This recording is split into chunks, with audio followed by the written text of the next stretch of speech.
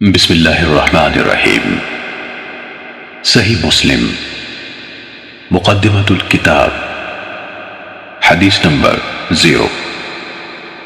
شروع سب سے زیادہ رحم کرنے والے، ہمیشہ مہربانی کرنے والے اللہ کے نام سے۔ تمام تر حمد و ثنا سارے جہانوں کے پالنے والے اللہ کے لیے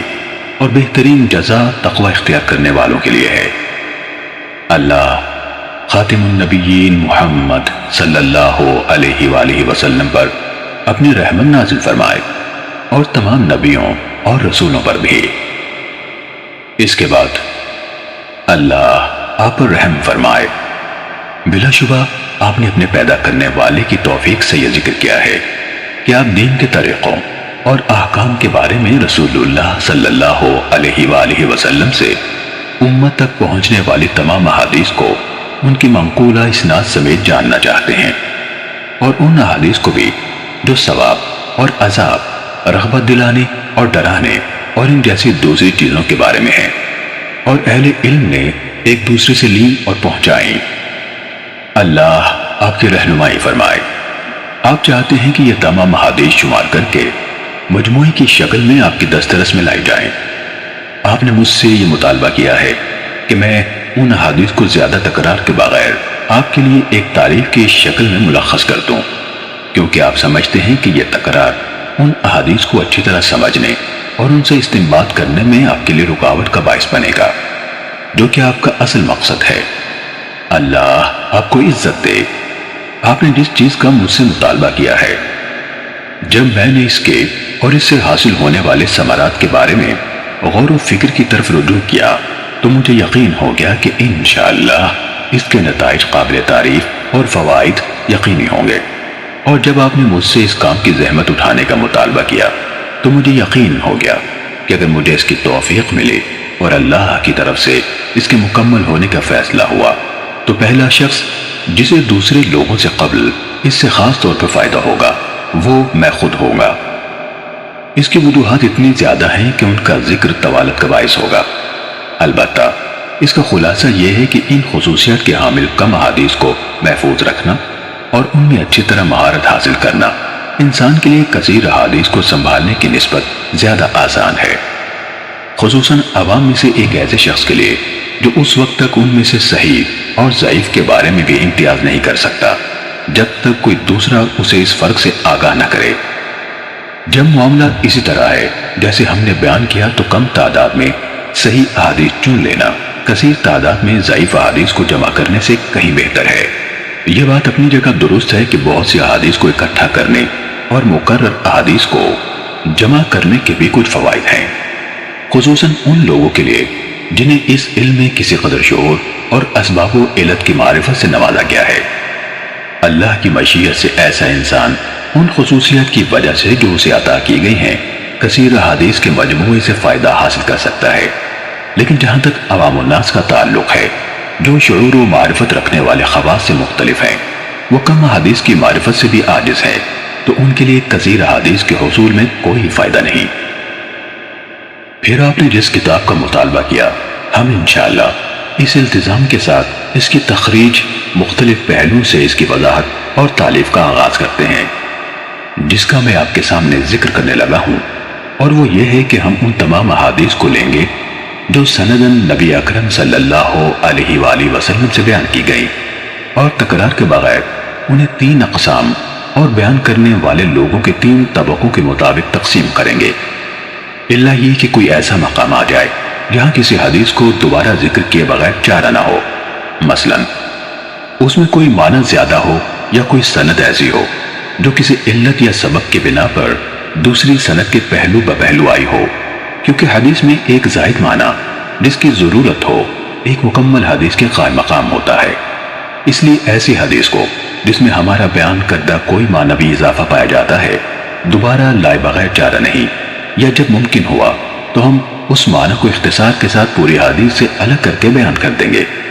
لیکن بسا اوقات اسے پوری حدیث سے الگ کرنا مشکل ہوتا ہے، اور جب اس کی گنجائش نہ ہو تو اسے اصل شکل میں دوبارہ بیان کرنا زیادہ محفوظ ہوتا ہے۔ البتہ جہاں ہمارے لیے اسے مکمل طور پر دہرانے سے بچنا ممکن ہوگا اور کامل شکل میں ہمیں اس کی ضرورت نہ ہوگی تو ہم انشاءاللہ اس سے اجتناب کریں گے۔ جہاں تک پہلی قسم کا تعلق ہے، اس میں ہم یہ کوشش کریں گے کہ انہی احادیث کو ترجیح دیں جو دوسری احادیث کی نسبت فنی خامیوں سے زیادہ محفوظ اور زیادہ پاک ہوں،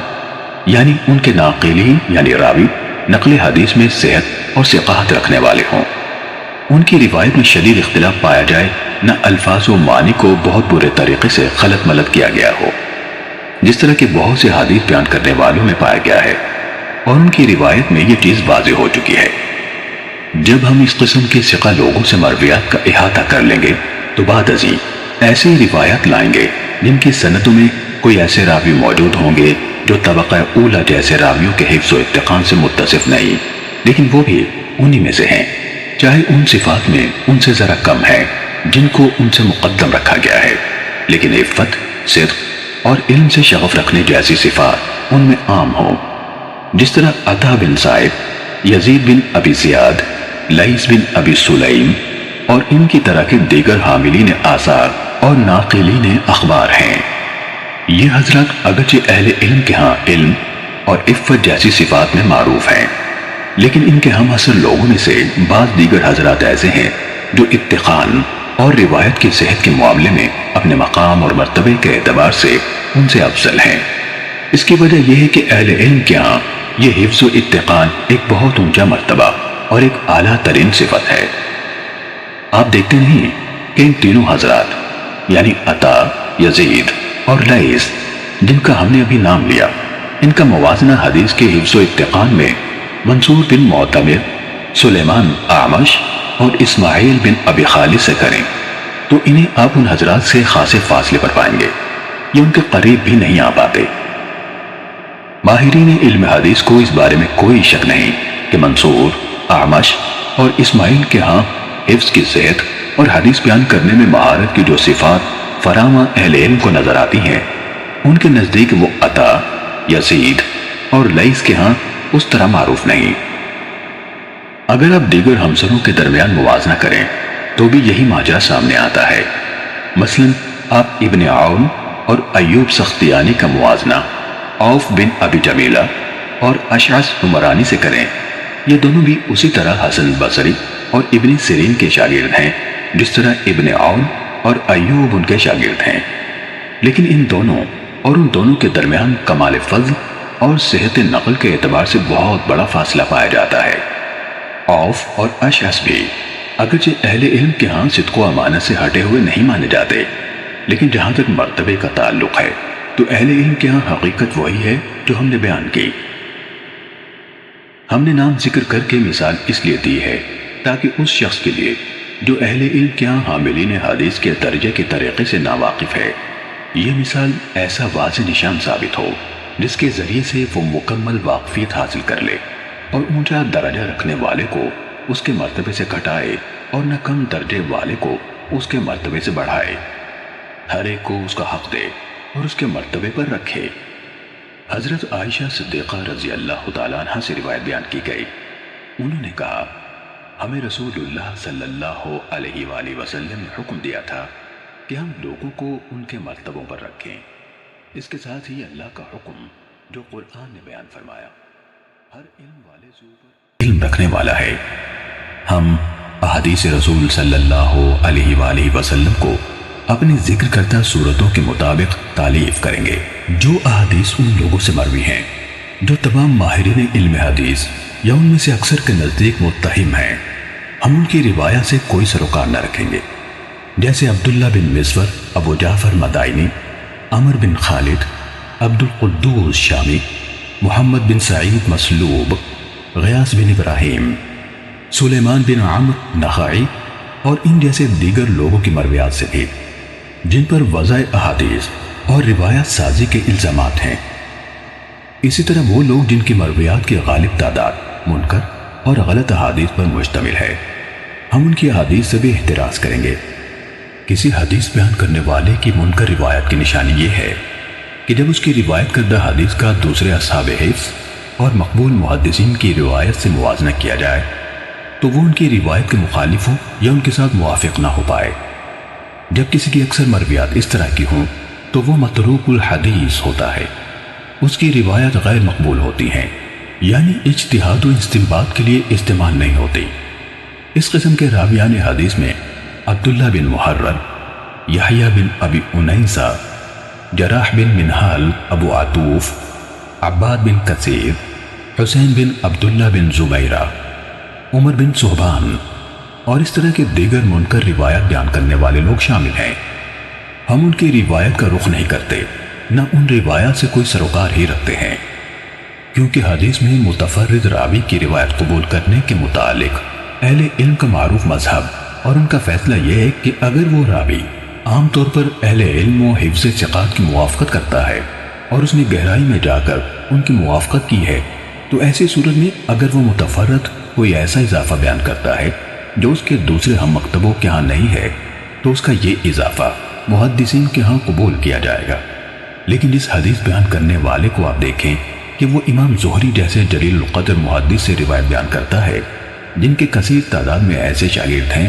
جو حفاظ حدیث ہیں، ان کی اور دوسرے محدثین کی روایت کے ماہر ہیں، یا وہ ہشام بن عروہ جیسے امام التابعین سے روایت کرتا ہے۔ ان دونوں کی احادیث تو اہل علم کے ہاں خوب پھیلی ہوئی ہیں،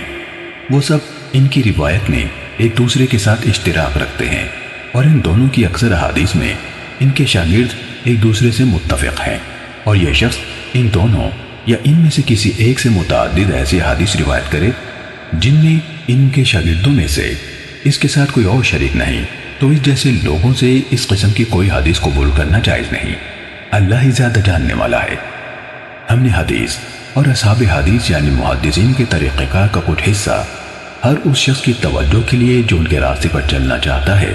اور جسے اس کی توفیق نصیب ہوتی ہے، تفصیل سے بیان کر دیا ہے۔ انشاءاللہ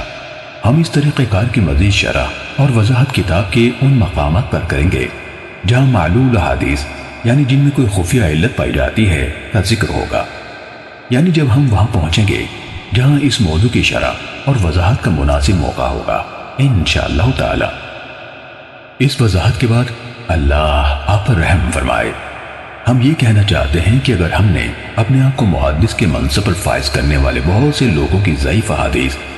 اور منکر روایات کے بیان کو ترک کرنے جیسے معاملات میں جن کا التزام ان کے لیے لازم تھا غلط کاروائیاں نہ دیکھی ہوتی، اور اگر انہوں نے صحیح روایات کے بیان پر اکتفا کو ترک نہ کیا ہوتا جنہیں ان ثقہ راویوں نے بیان کیا جو صدق و امانت میں معروف ہے، وہ بھی ان کے اس اعتراف کے بعد کہ جو کچھ وہ سیدھے سادے کم عقل لوگوں کے سامنے بے پرواہی سے بیان کیے جا رہے ہیں اس کا اکثر حصہ غیر مقبول ہے، ان لوگوں سے نقل کیا گیا ہے جن سے لینے پر اہل علم راضی نہیں، اور جن سے روایت کرنے کو بڑے بڑے ائمہ حدیث مثلا مالک بن انس، شعبہ بن حجاج، سفیان بن عیینہ، یحییٰ بن سعید قطان، عبد الرحمن بن مہدی وغیرہم قابل مذمت سمجھتے ہیں۔ اگر ہم نے یہ سب نہ دیکھا ہوتا تو آپ نے صحیح و ضعیف میں امتیاز اور صرف صحیح کے حصول کے حوالے سے جو مطالبہ کیا ہے اسے قبول کرنا آسان نہ ہوتا، لیکن جس طرح ہم نے آپ کو قوم کی طرف سے کمزور اور مجہول سندوں سے بیان کی گئی منکر حدیثوں کو بیان کرنے اور انہیں ایسے عوام میں جو ان حدیث کے عیوب سے ناواقف ہیں پھیلانے کے بارے میں بتایا، تو صرف اسی بنا پر ہمارے دل کے لیے آپ کے مطالبے کو تسلیم کرنا آسان ہوا۔